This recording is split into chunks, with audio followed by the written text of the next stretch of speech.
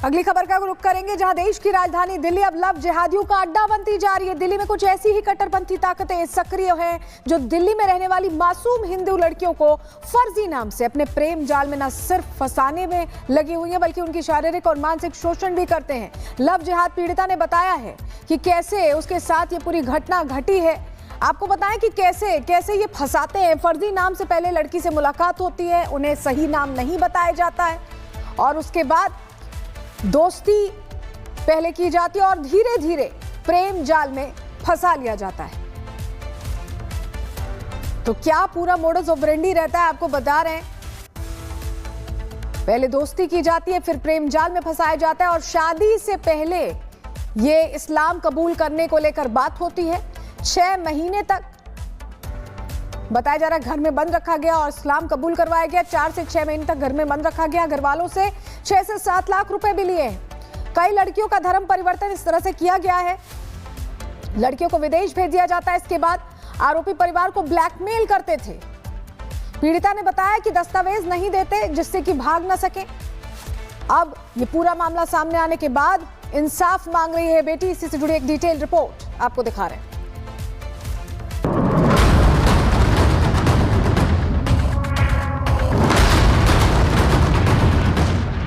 NCR में love जिहाद की फैक्ट्री। पहले दोस्ती, फिर ब्लैकमेल और लव जिहाद। दिल्ली में चल रहा है लव जिहाद का रैकेट। इस चेहरे को देखकर कोई भी नहीं कह सकता कि इसके मंसूबे इतने खतरनाक होंगे। असली नाम है हसन जैदी और काम हिंदू लड़कियों को फर्जी नाम से पहले प्रेम जाल में फंसाना और फिर उनका शारीरिक और मानसिक शोषण करना। और ये सब देश के किसी दूर दराज के इलाके में नहीं बल्कि देश की राजधानी दिल्ली में हुआ। मामला 2012 का है, जब हिंदू लड़की की मुलाकात आदित्य सिंह नाम के एक युवक से हुई। युवक का नाम तो था हसन जैदी, लेकिन लड़की से आदित्य सिंह के नाम से मिला। फिर दोनों में धीरे धीरे परवान चढ़ा, लेकिन जब युवती को हकीकत का पता चला तब तक देर हो चुकी थी और फिर शुरू हुआ ब्लैकमेल और मानसिक प्रताड़ना का खेल। मदरसे गई तो मुझे वहाँ पता चला और भी लड़कियों के साथ ऐसा होता है। वहाँ पर ये लोग अपने जाति धर्म के लोगों को हिंदू बनाकर वहाँ पर जो है बटला हाउस में भेजते हैं और वहाँ से हिंदू लड़कियाँ जो उच्च जाति की होती है, उच्च कोटि की, उनको ज़बरदस्ती ये लोग क्या करते हैं, मुस्लिम बनाने का व्यापार करते हैं और उन्हें विदेश भेजते हैं। इस पूरे खेल में पूरा परिवार संलिप्त था। शादी के लिए इस्लाम कबूल करवाया गया, जोर जबरदस्ती से नमाज पढ़वाई गई। पूरा परिवार टॉर्चर करता, मारता और पीटता था। 6 महीने तक घर में बंद रखा गया। ब्रेन वॉश होने की वजह से और लाचार होने की वजह से मैं कुछ कर नहीं सकती थी, क्योंकि इसने मुझे कम से कम 6 महीने तक घर में बंद कर रखा ताकि मैं पागल सी हो जाऊं और कुछ सोचने समझने की बुद्धि सलाहियत ना ही रहे।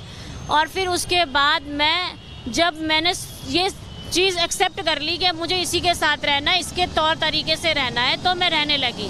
फिर उसके बाद इसका कहीं कहीं इसके परिवार वाले जो है मुझे मारते पीटते थे, इसका कहीं कहीं चक्कर चलता रहता था। लड़की ने आप बीती में ये भी बताया कि उसकी शादी होने के बाद भी अबुल हसन जैदी उसे ब्लैकमेल करता रहा, लेकिन अब उन गुनहगारों को सजा दिलाने के लिए कमर कस ली है।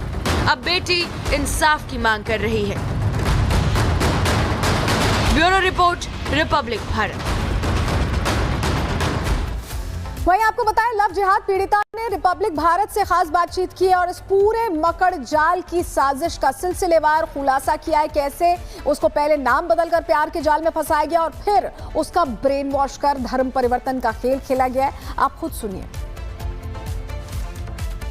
दिल्ली से एक लव जिहाद का मामला सामने आया है, जहां पे मुस्लिम लड़के ने हिंदू नाम का इस्तेमाल कर हिंदू लड़की से दोस्ती करी, शारीरिक संबंध बनाए और आखिर में बताया कि वो मुस्लिम है, जिसके बाद शादी का वादा भी दिया और लड़की को झांसा दिया। जब लड़की थाने जाती है तो उसकी कंप्लेंट रजिस्टर होती है। मेरे साथ बातचीत करने के लिए विक्टिम खुद मौजूद है। ये कब का मामला है और किस तरीके से लड़के ने आपको ट्रैप किया? दरअसल ये मामला जो है ये 2012 का है। दिसंबर 2012 में मैंने नोएडा में एक कॉल सेंटर लाइफ इंश्योरेंस जो है ज्वाइन किया था काम करने के लिए। जहाँ पर एक लड़का मुझे मिला था, सैयद अबुल हसन जैदी जो है आज की डेट में, पर वो मुझे आदित्य सिंह नाम से मिला था और उसने अपना जो परिचय कराया मुझे वो आदित्य सिंह के नाम से कराया। दरअसल हमारा जो था जातिवाद का प्रॉब्लम था। मैं ब्राह्मण फैमिली से थी और वो राजपूत था नाम के बताने के अनुसार। उसने फिर अपने आप को जो है बताने के बाद मेरे से शादी की, प्यार के झांसे प्रेम प्रसंग में लग गया। फिर मैंने अपने परिवारजन से बात की जिसके तहत मेरे परिवार वाले इस चीज़ को राज़ी नहीं हुए। अंततः वो लड़का मुझे लेकर मेरे घर आकर लेकर चला गया और लक्ष्मी नगर के हॉस्टल में उसने मुझे रहने के लिए प्रबंध करा दिया। मैं लक्ष्मी नगर से ऑफिस जाती थी और वो भी जामिया के गोविंदपुरी एक्सटेंशन में MBA करने चला गया। उस वक्त आपको पता था कि वो जो है मुस्लिम है या हिंदू है? नहीं, मुझे इसकी कोई जानकारी नहीं थी। काम करने लगे हम, उसकी आधार मतलब जो आइडेंटिफिकेशन पहले जो थी वो एक ID कार्ड हुआ करती थी, वोटर कार्ड, जो मैंने देखा था। उसके बाद मैंने क्या किया, फिर मैं उससे बात करती थी। मैं घर तो रहती नहीं थी, मुझे जिसका पता नहीं था। मैं हॉस्टल में रहती थी या ऑफिस में, जितना उसने बताया उतना ही जानती थी। फिर 2 साल बाद जब 2014 में उसका भाई आया कंबर अब्बास जैदी, जो मेरठ खिरवे जलालपुर का रहने वाला है, उसने मुझे बताया कि हम मुस्लिम फैमिली से बिलोंग करते हैं जो कि शिया कम्युनिटी कहलाती है और ये सादात सैयद है। और फिर मेरी इससे लड़ाई हुई जिसकी मैंने शिकायत 181 विभाग महिला विभाग में की। फिर इसने मुझसे हाथ पैर जोड़कर शादी का वादा किया था, जिस मुताबिक बोला अब शादी करूंगा। मेरे पास भी कुछ बचा नहीं था क्योंकि मैं इसके भरोसे घर छोड़कर आई थी। जब मैं घर छोड़कर आई तो अब मेरे पास कोई ऑप्शन नहीं बचा था सिवाय इसकी बात मानने के। इसने मुझसे बोला घर वाले शादी करवा देंगे, अब तुम्हें जो है इस्लाम कबूल करना होगा। और मैं मजबूरी के तहत, क्योंकि मेरे पास कोई भी साधन रहने सोचने समझने की बुद्धि नहीं थी, इसने मेरा ब्रेन वॉश किया और ब्रेन वॉश करने के बाद ये मुझे अपने साथ क्या कहते हैं जामिया के बटला हाउस में ये ले गया, जहां इसका भाई दानिश अब्बास जो नौगांव में स्थित मौलाना का दामाद है, जो कि मौलाना जिले जिनकी मृत्यु हो चुकी है मेरी शादी के बाद, जिन्होंने शादी करवाई थी और उनके बेटे ने, तो उनका दामाद जो था उनके फ्लैट में ये रहने लगा और मुझे भी इसने वहीं रख लिया। और फिर इसने मुझे ज़बरदस्ती मुस्लिम बनाने के, जो कि नमाज कुरान सब सिखाया, जिसके तहत मैंने जो चीज़ें हैं मैंने इसकी मजबूरी में सीखी, जिसमें इसका परिवार पूरा शामिल था। इसका परिवार मुझे टॉर्चर करता था, मारता था, पीटता था और इसकी बहनें मुझ पर जुल्म ढाया करती थी। जब आप इनके घर में रहते थे? जी जी जी। क्यों मारते थे, क्यों टॉर्चर करते थे? क्योंकि उन्हें ये था कि जब तक ये मुस्लिम नहीं बनेगी तब तक शादी नहीं होगी, जायज़ नहीं होती है। और ब्रेन वॉश होने की वजह से और लाचार होने की वजह से मैं कुछ कर नहीं सकती थी, क्योंकि इसने मुझे कम से कम 6 महीने तक घर में बंद कर रखा ताकि मैं पागल सी हो जाऊं और कुछ सोचने समझने की बुद्धि सलाहियत ना ही रहे।